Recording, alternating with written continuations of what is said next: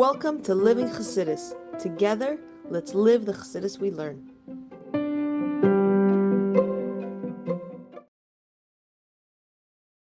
Hey everybody, good morning and welcome to Chassidus in the Morning, 15 minutes, Chanukah edition.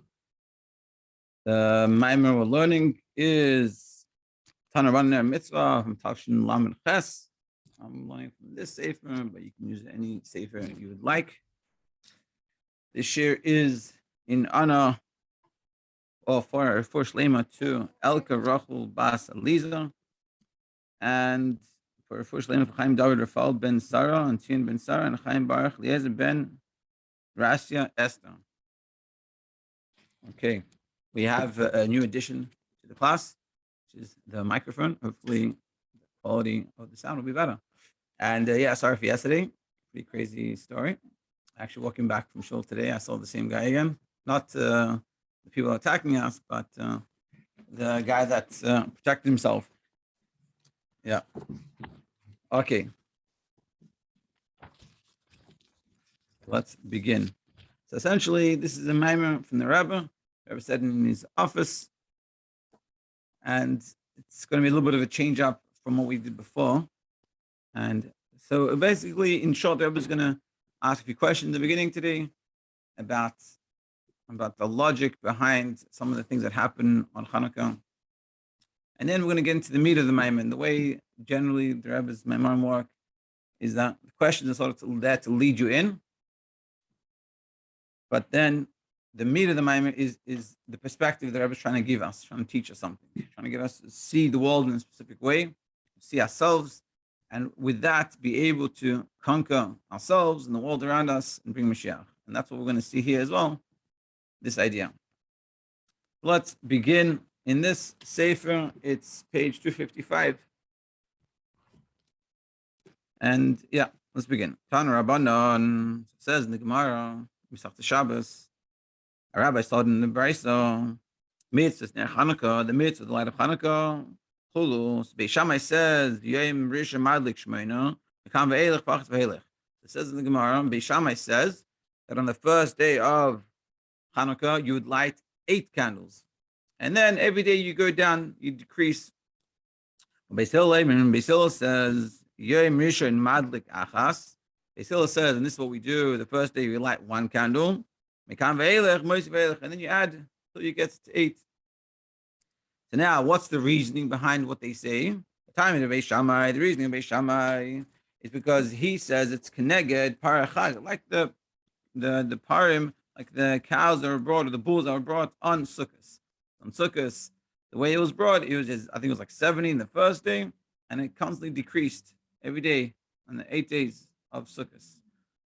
So he's saying so too, just like on Sukkos, it had the most and it came down, so too. And every day one less was brought, so too with Chanukah. First it would be 8, and so it slowly comes down. But Beis Hillel, and the reason of Beis Hillel, Beis Hillel's reasoning for why we do it, why we add every day, is because this concept of Ma'alim HaKodesh, you add in holiness. So we have 2 different opinions. You have Beis Shammai, Beis Hillel. Beis Shammai says you start with 8 and you keep on going down, decrease. The last you'll have 1. Beis Hillel says you start with 1, you go up to 8. And the reasoning behind their opinion is that Beis Shammai says it's like Sukkos, and on the Sukkos you have the karbanos, and the karbanos started with a lot and then every day decreased. So to here, so now we're gonna analyze all this. We do and it's known what the Alter Rebbe asked on these ideas. The first obvious question is, what's the connection between Sukkos and Chanukah? We're saying because on Sukkos we have so many cows and we decrease every day, so therefore also on Chanukah we should decrease. What's the connection between Chanukah and Sukkos? That's the first question. But and specifically, I think Mashakasav and even more, the Tzemach says Shigam Beis Hillel lo pligei. Beis Hillel is not arguing with this concept. He's not arguing that it makes sense to put it this way, to say that just like on Sukkos, you start off with more and you decrease every day, so to Chanukah should happen this way. He doesn't disagree, Beis Hillel, He's just saying that this is considered a maamer kodesh, and that's why you should do it. That's what the Tzemach Tzedek says, which means that there's a lot of validity to this, but seemingly, what's the connection? In this, some places it says, some people say, you know what the connection is? It's obvious. Well, what's the question? The birth 8 days. There's no other festival of 8 days. Besides these two. And what is 8 reference to? We learn Chassidus, and that 8 is above nature. Nature is in 7s. We have 7 days of the week. Shemitah goes with 7 times 7, things like this. And so 8 is talking about higher than Seder Shtashus, meaning above nature, above the natural order. And the birth have this aspect of the above nature. And that's why they're connected. All right, so it says, so fine, they do birth have 8, and this 8 can show us on this level above nature. That itself needs to be understood. So the question sort of, we're moving the question, moving the goalpost. The question is not what connection do they have, but what connection do they have to 8? What does it mean that what's their connection to higher than Seder Shtashlis? How do we see Chanukah and Sukkos being L'mayim Seder Shtashlis? That's the reason why the 8 days. Meaning the reason why the 8 days was they show on the higher than Seder Shtashlis. Being at the higher than Seder Shtashlis, so therefore it comes out, expresses itself in this 8 days. And furthermore, so that's already 2 questions. We had the first question was, what's the connection between Sukkos and Chanukah? Second of all, so we try to answer by saying it's really because the birth 8, which is 8 L'mayim Seder Shtashlis. So we said, so the next question is, so what's their connection between L'mayim Seder Shtashlis? Thirdly, v'gam Raisa shetiknu neres Chanukah hu mipnei neisha neres and mikdash. The reason why we're celebrating Chanukah is what happened in the base of mikdash with the menorah. Now, mikevan sheba mikdash hayu zayin neres. Since in the menorah and the base of mikdash there was 7 candles. The madua b'Chanukah yishmona neres v'yamim. So why is Chanukah having 8 candles in 8 days? If it's referencing, it's the whole story of Chanukah is about what happened in the base of Mikdash. The base of Mikdash is only 7. So why are we doing 8? The Gam Tzarech Lahavin, and another question. Ma'asha Fergleich, which is the Hashva, the connection, the comparison of Neres Chanukah, who loy l'chag Sukkos b'chlal, and even more deeply, the connection between Chanukah and Sukkos is not the Sukkos in general, Elo l'parei chag. It's the bulls that were brought. Yeah, whose Beis Shammai says that it's you go shleimah and then you go down. Why? It's connected to the parei chag. Just like the parei chag, where it started off with more and it decreased, so too the Chanukah and menorah should decrease. So he says, what's the connection between specifically that? Because already neres Chanukah sheyach lemenorah. Neres Chanukah connected with the menorah. Neres Chanukah hemipnei neisha neres menorah. The whole Chanukah menorah is because it's connected to the menorah that was the base of Mikdash. But uparei chag, whereas the carbon of Sukkos, hikrivu, gechal karbanos is brought like all the carbonos, al gabam mizbeach, on the mizbeach.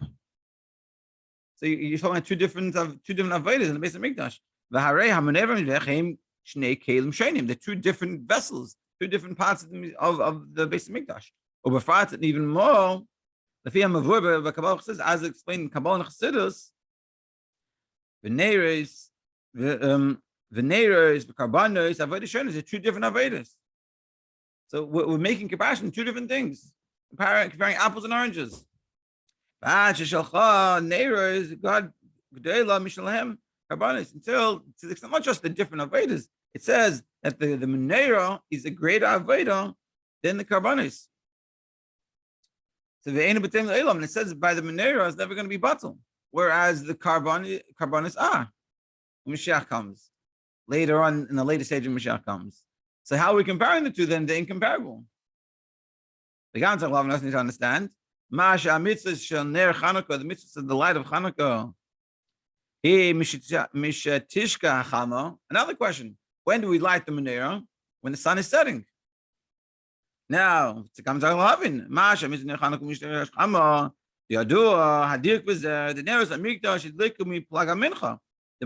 in the base of Mikdash was lit when? By Plag Mincha, which is Sha'ar Revia Kedim Ashkia, an hour and a quarter before Shkia. Whereas the menorah we light daf in shkia. We daven mincha, and then we light the menorah daf by shkia. So it's not even, we're not even doing it the way they did in the Beis Hamikdash. Why? The Kevish Nes Chanukah Heim Kanami Beis Hamikdash. Since the whole miracle that we're celebrating on Chanukah is about the menorah that was in the Beis Hamikdash. Tikkun Rabanan came to Raisa Tikkun specifically, like it says that when the Rabanan make a takana, when they decrease something, they try to make it similar. Me'ain the Raisa, and the Raisa was the menorah. And say, menorah and Chanukah, we're comparing to the menorah of Mikdash. So why wouldn't we light it at the same time they lit it?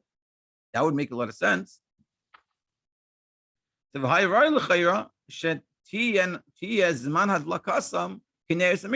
it would make sense, seemingly, to light it at the same time they did the Beis Hamikdash. So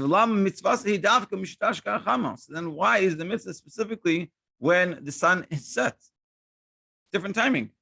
So what we're seeing here is that the menorah, we're trying to say the, so there's a few questions. We'll go through all the questions. So we have the first question is, we understand that the menorah is according to Beis Hillel, we're comparing it to the Parei Chag, we're comparing it to Sukkos. So what's the connection between Chanukah and Sukkos? And even more, people say the connection is really that it's 8. So how are they both 8, which is shown in the maamer Sedish Tashlos? How they both high in Sedish Tashlos? We understand this. Once you understand that connection between Chanukah and Sukkos doesn't really make a good connection because they're two different avodas in the Beis Hamikdash. So how are we comparing them? It's comparing apples and oranges. And another question is the fact that, well, when do we light the menorah? We light it by Shkia, whereas in the Beis Hamikdash it's much earlier. And also, why is the menorah 7? Why is our menorah 8? Where the menorah Beis Hamikdash, which we're commemorating, is only 7. So we're trying to commemorate something, but we're not commemorating properly. Commemorate, matzah by eating challah. That doesn't, two separate things. So we have to understand all these things. So we have a little bit of time. So we're gonna continue going. So now this is the beginning. This is sort of the introduction. The Rebbe is trying to give you some questions, but that's not the meat of the maamer. And you shouldn't get caught up with the questions. We should understand the questions, and we should appreciate the answer when we get it, because you're gonna start answering already. But more, the appreciating of learning a maamer. When I was a bach and I would learn, so you think everything's about the question and the answer. But really, it's really about the meat of the maamer. The meat of the maamer is the message the Rebbe is trying to give you. The Rebbe could have just given you the question and the answer. Say, hey, look at all these questions, and you go to the back normally, and you'll find the answers and done. But there's a whole middle part, because the middle part is there that the Rebbe is trying to help us, teach us how to our perspective, how to see the world, how to see ourselves. And that's what we're going to start to do slowly.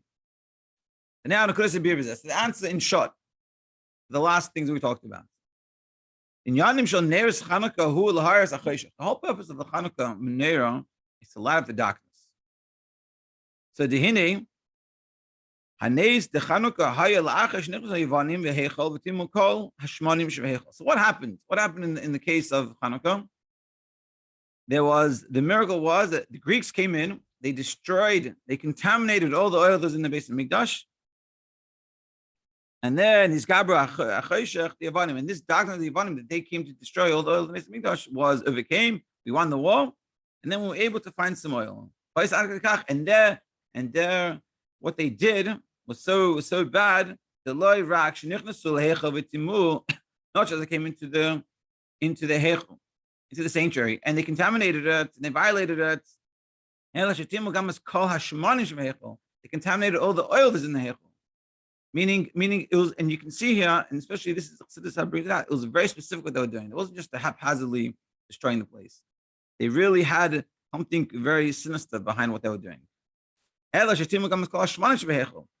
shmanim? What's the oils? The shemen who bechinas kodesh. Shemen is holy. Holy is separated.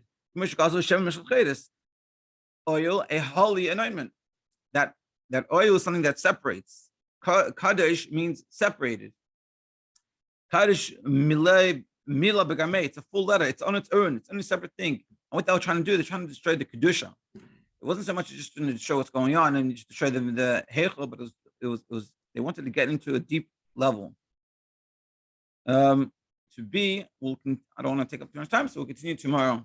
Thank you everyone for joining, and